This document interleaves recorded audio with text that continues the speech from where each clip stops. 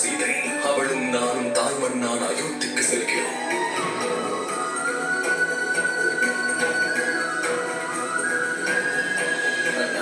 நாம் புறப்படுவோமா? நம் வனவாசம் முடிந்து விட்டது. ஆனால் அயோத்தி வாசிகளின் காத்திருப்பு முடிய வேண்டும் அல்லவா?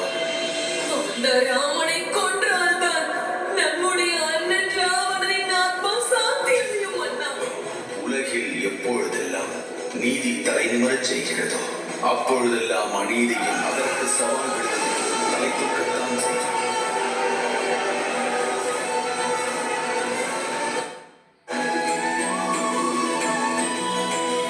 அவள் பயப்படுகிறாள்.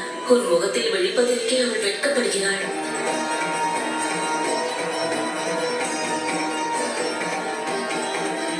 நேரம் நெருங்கிவிட்டது. நம் அயோத்தியில் நீதி கொடி பறக்க வேண்டும்.